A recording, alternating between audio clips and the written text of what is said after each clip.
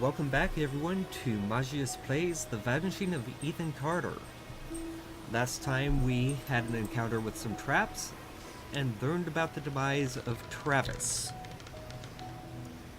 This time, let's find some more secrets and see some more stories. Now, the first secret that I'm going to be looking at is tied to a rather difficult achievement to find. If you don't know where it is, you're probably not going to find it. So, starting right from where the last mystery left off, we need to head deep into the woods until we find a nice open clearing.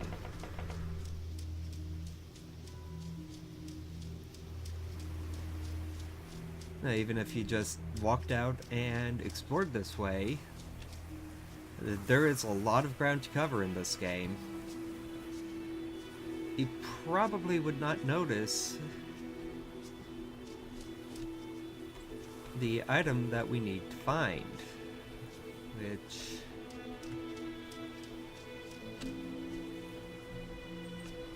should be right around here somewhere. Assuming I came to the correct glade.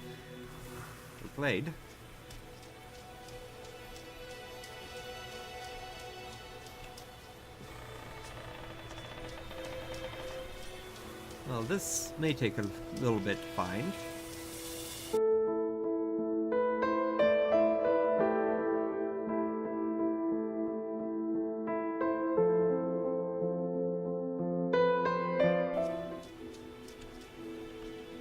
Here it is.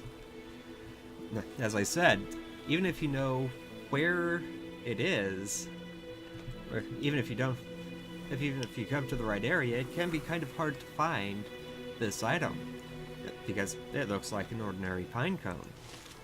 So you pick it up, and it turns into a grenade.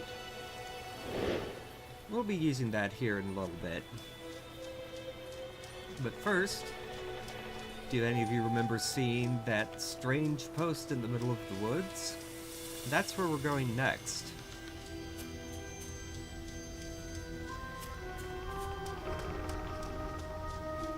There it is.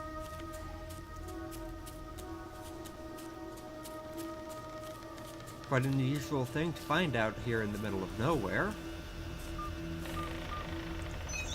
Just need to activate it, and we have another vision.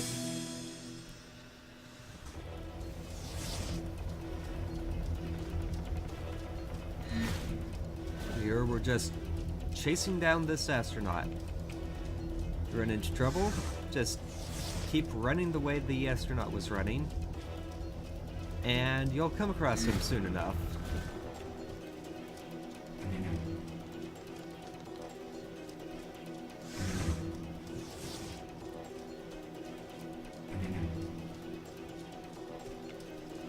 He will get away if you end up going the wrong way, but it is easy enough to keep up with him.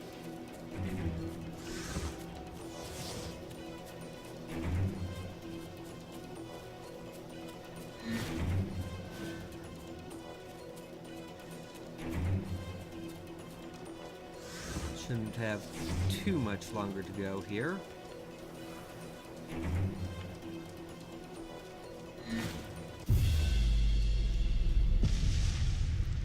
There we have the final bit. Let's run up after him. We're in some sort of space capsule,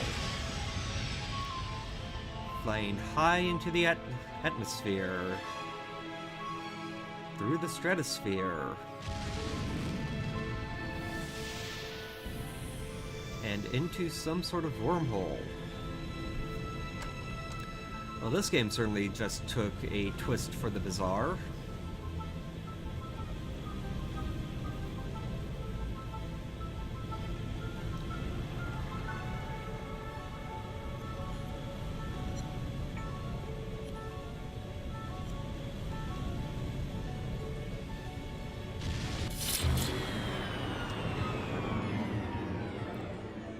we end up deep in space with another note. Fangs. The beast had fangs, but was heavy and slow, so when it saw the light in the sky, it waited, thinking the light would go out, like the others before it. When it did not, the beast stood, rose up on its legs, and went to the place where the fire was still burning. As the orange light died, another took its place. This one was blue, a bright and pure blue that the creature had only seen along the edges of the stars. The beast showed its fangs, and the light vanished. A moment later, the light appeared again between two distant trees. The beast wanted to go home, but could not ignore the light, so it chased it deeper into the forest. When the light stopped, it did so in the clearing of trees. The beast entered the circle, feeling no fear. The trees turned toward the beast, pointing at it like needles, but the tops of the trees lowered and dug into the ground. The trunks and roots were raised into the air and closed around the beast like walls. As the ground disappeared, the beast realized it would never use its fangs again. Get out of my room, Travis! Stories, stories. Always with the stories. Get out! I read the Fangs one. I liked the Beast. At least he gets to leave this goddamn place.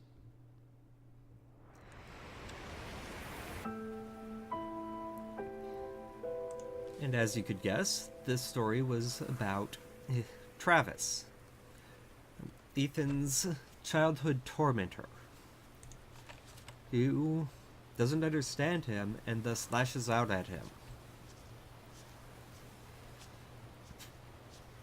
But that is not all that is going on here. Oh no, now we are going to cross the bridge and deliver the grenade to where it goes. And then we have a couple of houses we need to look through.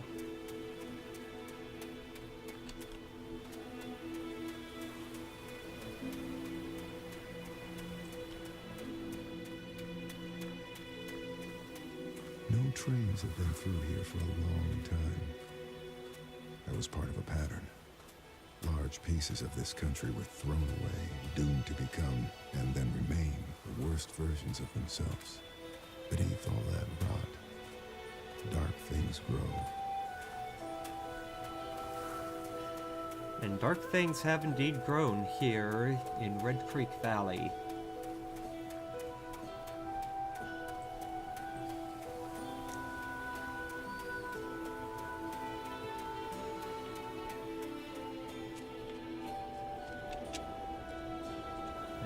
Off to the right, we see the bridge that we crossed last episode. And to the left is more area that we will be exploring later on. I've seen every version of people hurting each other, hurting themselves. We blame it on compulsion, selfishness, madness. I suppose the idea is, if you name the thing, you can control it. There are things in this world that cannot be named.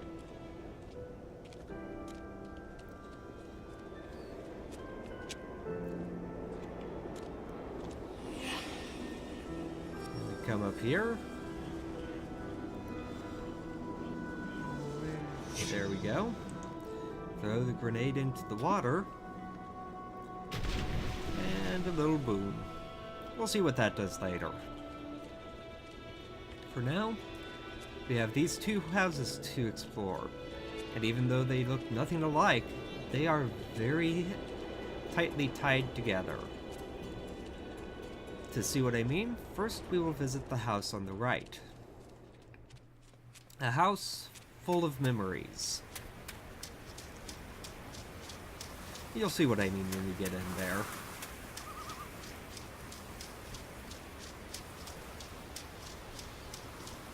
As we go through, pay attention to what each of the doorways looks like.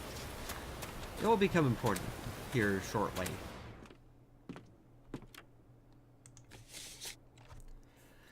The family picture.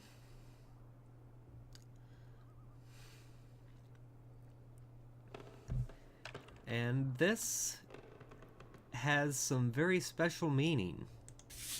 But we'll get to that later. Come through here. and we will start hearing some of the memories this house holds. What did you do? What did you wake up? Nothing. I found a room, I walked into it, that's it.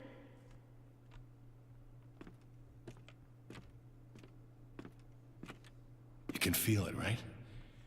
Something coming from the Vandergrift house. I can feel it. Ethan disturbed the sleeper. He must be punished.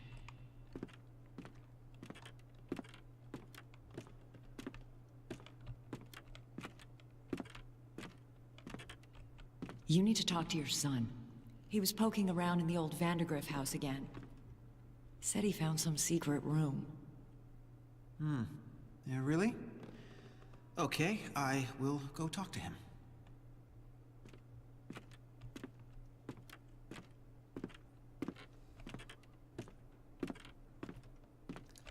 Pop, they're getting worse. They keep talking about this thing, this sleeper. I know. What I don't know is if it's real or not.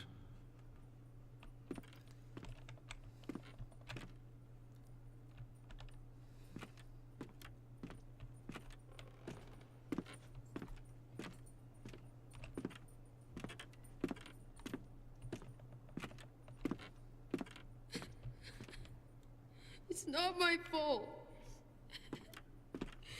I didn't mean for any of this to happen.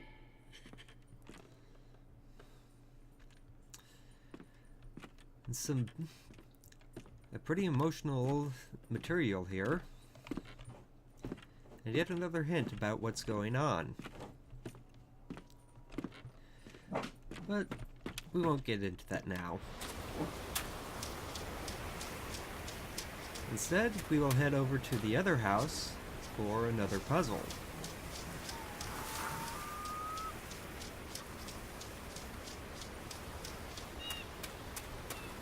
If you're curious about that other path right down there, that leads to a lift that we can't do anything with yet. That will be very useful if you end up having to come back later.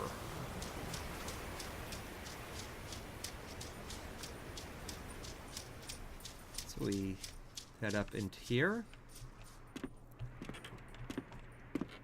and have a rundown house with another note. I invoke the Boneless One, the One of Voids, destroyer of ships, and he who is feared by the winds. Hear me. Great Minister Folklore, I wish to make a pact with you to confound my enemies and protect my possessions. Use the doors of confusion to cloud their judgment. Seal the path with falsity and guile, and permit only those who can discern every true interior to pass. And that triggers the next puzzle. We step through here, and we're greeted with a rather familiar entryway.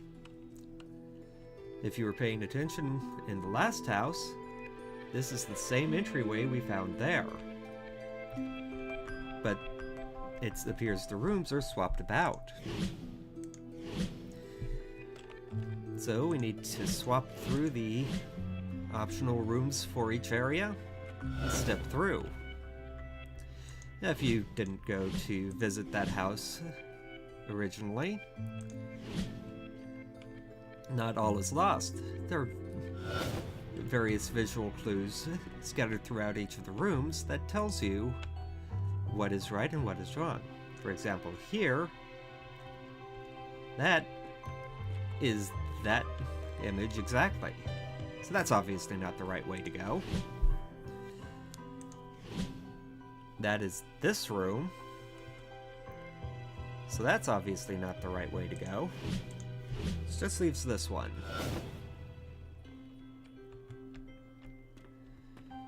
Now the goal for this puzzle is to get all of the rooms in the right place.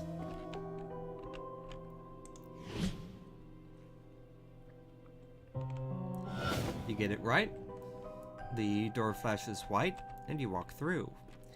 If you get it wrong, the door flashes red, and you're transported to that room.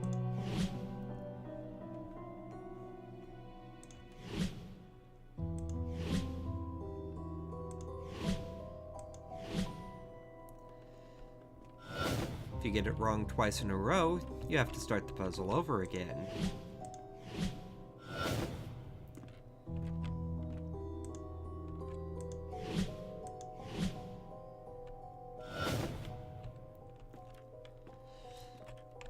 But if you were paying attention to the other house, it's pretty straightforward.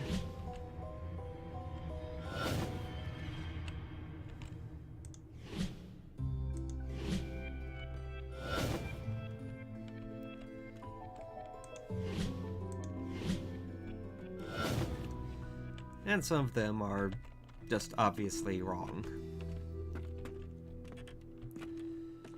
So now we just have one room left to figure out, and it is the easiest of the lot. Because it's the only one that looks like an attic. Oh.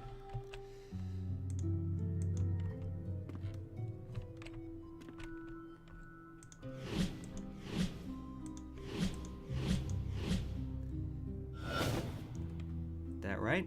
Turn around, and there's an extra room in there. Quite obviously an alchemist's lab. And here we have another note. A magician once lived inside an old house and made potions that let him see the future. People from the village came to the magician's house and demanded he share his potions with them. We want to see the future too, they told him. But the magician said no. The people from the village grew angry and burned the magician's house, but the magician knew this would happen. He had already cast a spell on his potion room. The house burned, but the room did not. The people from the valley waited, but the magician never came out. Why are you standing there? You spying? No. No, huh? What the hell's wrong with you exactly? Nothing. You need to stop leaving your stupid stories around. They're freaking everyone out. At this point, I think you can start to see a pattern in the reaction Ethan gets to his stories. This is something that I really identified with when playing through this game. I don't know, I didn't have people look at me and put me down or say my stories were stupid or bad, but I am a rather creative person myself, and I can empathize with those who try to put their creative vision out into the world and receive nothing but scorn for it. So I felt really strongly for Ethan Carter. And we're starting to get a bit more information about what's going on with the family. The alchemist's lab was obviously inspired by his uncle's moonshine distillery, and we can piece together from the news articles that this is what caused the fire that killed Ethan's grandmother.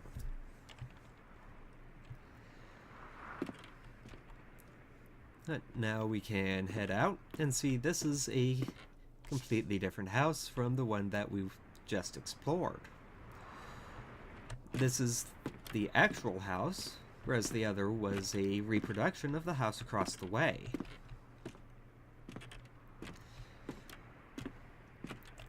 We head down, and now we need to go off exploring some more, but that can wait till next time. So, until then, enjoy yourselves, and I will see you in the next episode. Magius out.